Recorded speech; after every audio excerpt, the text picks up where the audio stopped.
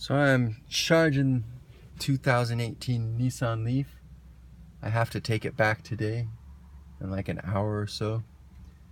Had a lot of fun with it. I'm gonna miss it. I love my car, but they definitely made a lot of improvements with this one.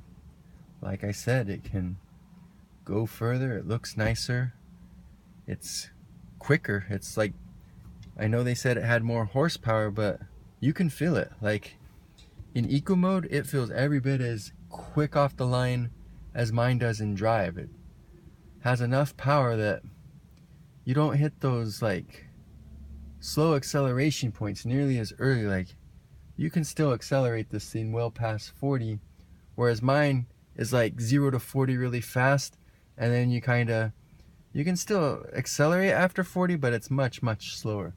This one continues to accelerate. This is a really nice car, and we've just been driving it and driving it and driving it. We've only had it a week and we've put over 1,300 miles on it, so that's nearly 200 miles a day, which on a little island like this is pretty impressive.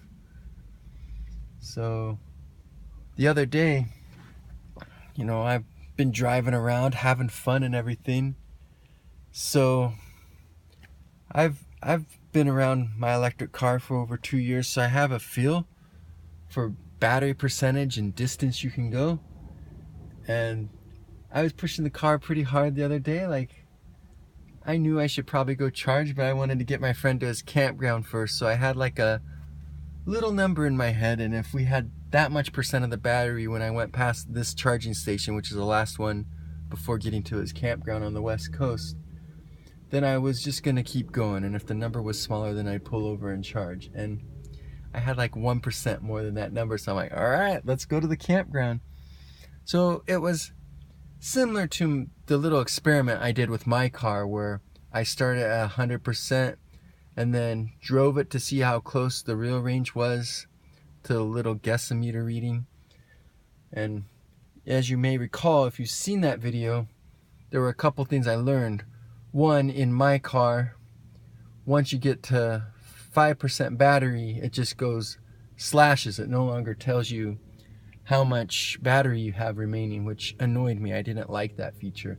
And the second thing I learned on my car is that that last 10% doesn't have like the same capacity as the other 10% portions of the battery. Like the rest of them, I could go a pretty good distance, but on that one, it's like I wasn't going very far and another percent's gone. I wasn't going very far and another percent was gone. Well, in this car, both those issues have been addressed, because by the time I got back here, I was down to 3%, and I already had a viewer tell me in the comments of the video that I'm talking about, mentioned that the 2000 Leaf showed the battery at 2%, so I got here with 3% and it was still showing us. So the fact that it keeps showing you the percent of the battery is a very helpful thing. I'm glad that they changed that. And then it was going far on that last 7%. From 10% to 3%, I was still getting a lot of range. So they addressed that issue too. I didn't have like that sudden surprise of not being able to go as far.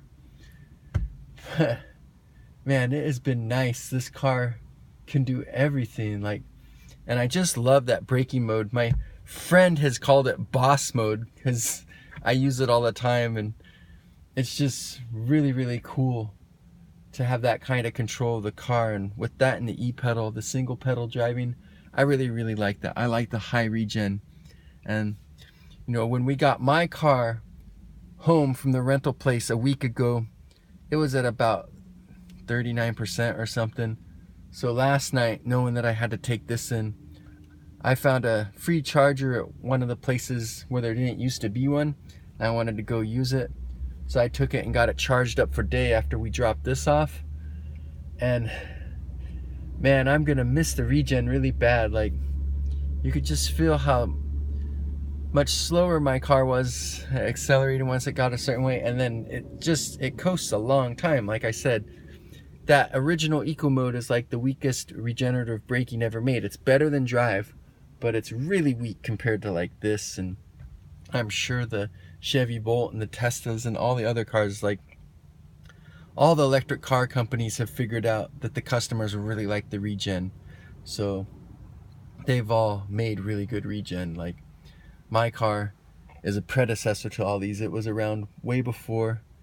It was part of the learning process, and it's a very, very good car, and I'm super happy that I was able to get one because I always wanted an electric car. So I'm very thankful for it. But I definitely like this regen. I'm definitely looking forward to the day when I need to replace my car and I have the money to upgrade to something that has all these newer features, because they're really, really nice.